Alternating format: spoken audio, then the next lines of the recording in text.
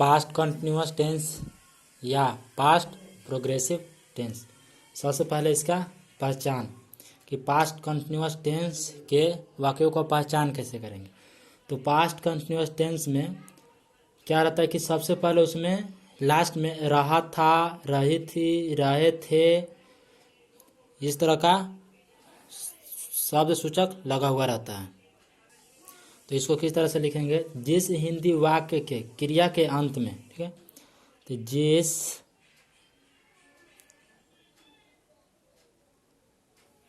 हिंदी वाक्य के क्रिया के अंत में, क्रिया के अंत में रहा था, रही थी, रहे थे आदि लगा हुआ रहे, लगा हुआ रहे, तब वैसे वाक्य का अनुवाद, अनुवाद का इंग्लिश होता है ट्रांसलेट, TRANSLATE।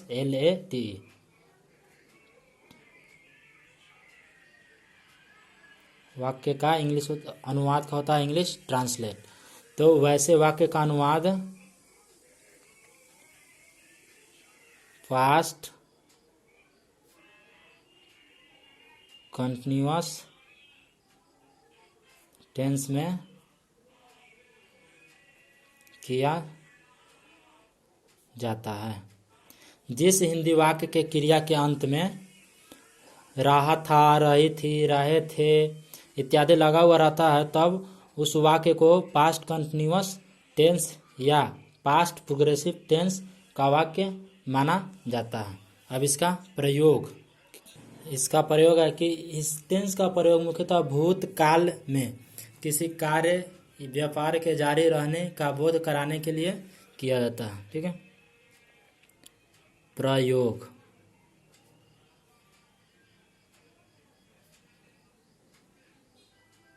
इस टेंस का प्रयोग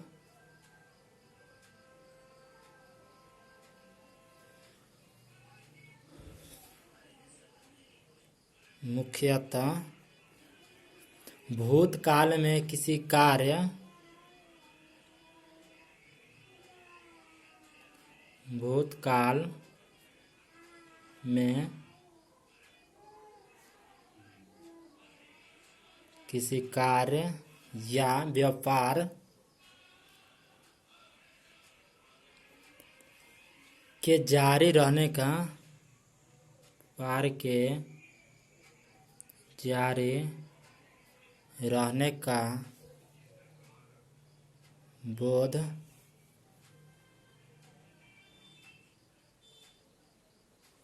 कराने के लिए किया जाता है।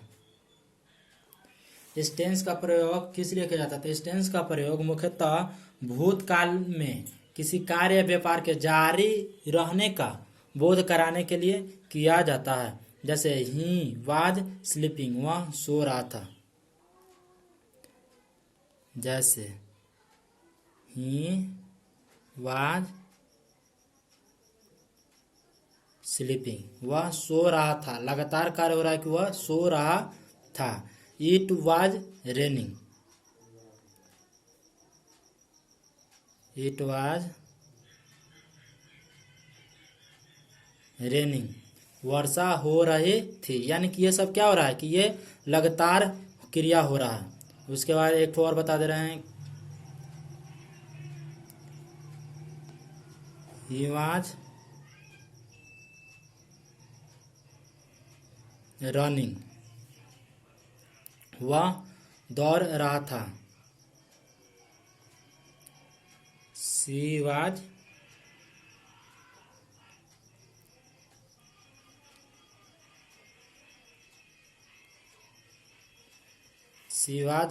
सिंग,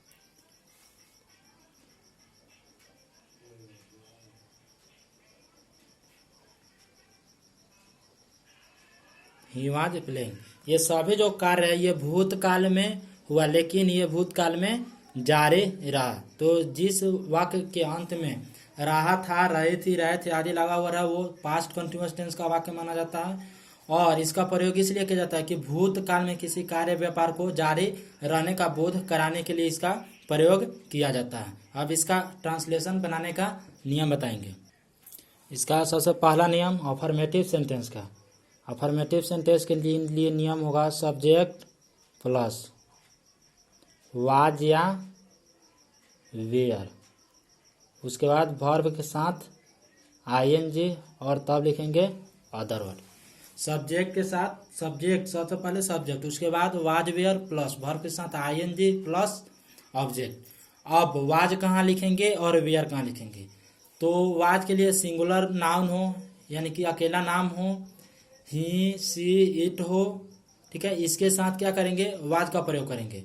और आई के साथ भी वाज का प्रयोग करेंगे। लेकिन यू, दे, आवर, ये सब के लिए या प्लुरल नाम जो होगा उसके लिए वेयर का प्रयोग करेंगे। अब बताते हैं निगेटिव। निगेटिव में क्या करेंगे? तो सबसे पहले तो सब्जेक्ट तो रहेगा ही, तो सब्जेक्ट प्लस सब्जेक्ट के साथ वाज या वेयर ये भी रहेगा। और वाज और वेयर के बगल में नॉट का प्रयोग होगा। उसके बाद वर्ब के साथ आईएनजी और तब अदर वर्ड या ऑब्जेक्ट लिखेंगे। उसके बाद तीसरा इंट्रोगेटिव। इंट्रोगेटिव अफर्मेटिव सेंटेंस, तो उसके लिए क्या करेंगे? सबसे पहले वाज या वेयर को बाहर निकाल लेंगे। वाज या वेयर इसको बाहर निकालेंगे। उसके बाद लिखेंगे तब सब्जेक्ट। सब्जेक्ट के बाद वर्ब, वर्ब के साथ आईएनजी अदर वर्ड या ऑब्जेक्ट क्वेश्चन। उसके बाद इंट्रोगेटिव निगेटिव, इसमें हो जाएगा वाज या वेयर। उसके बाद सब्जेक्ट और सब्जेक्ट के बगल में नॉट लगेगा, वर्ब के साथ आईएनजी तब अदर वर्ड। अब WH, तो WH में सबसे पहले WH, उसके बाद वाज या वेयर, उसके बाद सब्जेक्ट, सब्जेक्ट के बाद वर्ब के साथ आईएनजी तब अदर वर्ड या ऑब्जेक्ट और लास्ट में क्वेश्चन। अब लास्ट क्वेश्चन, लास्ट फार्मूला इसका, ये लास्ट नंबर में इसका WH का निगेटिव, तो ये हो जाएगा WH प्लस वाज या वेयर प्लस सब्जेक्ट, सब्जेक्ट के बगल में नॉट, वर्ब के साथ आईएनजी और तब अदर वर्ड और लास्ट में क्वेश्चन। ये 6 फार्मूला होगा। सबसे पहले कि इसको पहचानेंगे कैसे? तो पहचानने का नियम होगा कि जिस क्रिया के अंत में, जिस हिंदी वाक्य का क्रिया के अंत में ता, रहा, रहा था, रही थी, रहे थे, जिस हिंदी वाक्य क्रिया के अंत में रहा था, रही थी, रहे थे इत्यादि लगा हुआ रहता है तो उसको पास्ट कंटिन्यूअस टेंस का वाक्य माना जाता है। अब प्रयोग, किसका प्रयोग कहाँ किया जाता है, क्यों किया जाता है?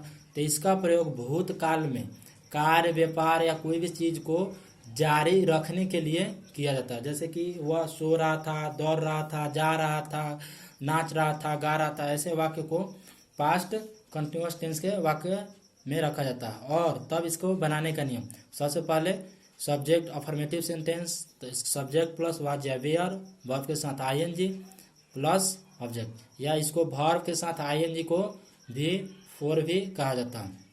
उसके बाद है निगेटिव, उसके बाद है इंट्रोगेटिव, इंट्रोगेटिव में निगेटिव, WH निगेटिव। तो इस वीडियो में इतना ही। नेक्स्ट अगला टेंस का नियम अगले वीडियो में बताएंगे।